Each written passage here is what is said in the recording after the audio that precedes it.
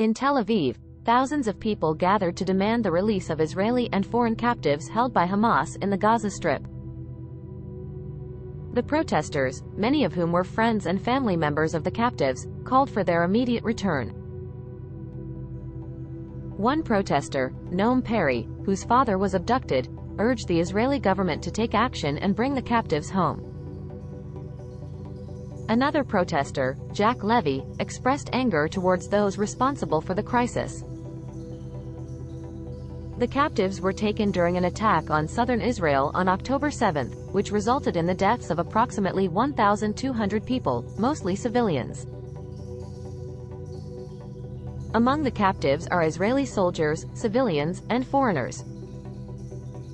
The protesters voiced their frustration with the Israeli government's handling of the crisis and called for swift action. In a separate demonstration, a few hundred Israeli left-wing activists, both Arab and Jewish, gathered near the Ministry of Defense in Tel Aviv.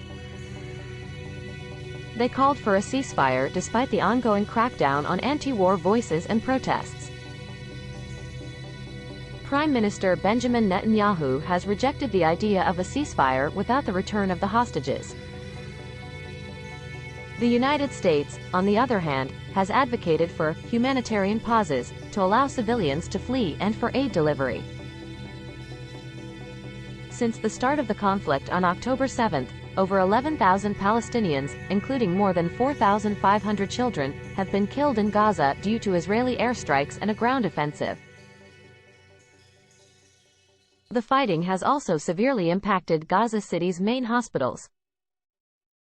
Netanyahu also made remarks ruling out a role for the Palestinian Authority government in Gaza once the war against Hamas is over. He stated that there would need to be a different governing authority in place, as the PA has been accused of educating children to hate and harm Israel. U.S. Secretary of State Antony Blinken previously suggested that the PA should regain control of the Gaza Strip from Hamas, with international players potentially playing a role in the interim.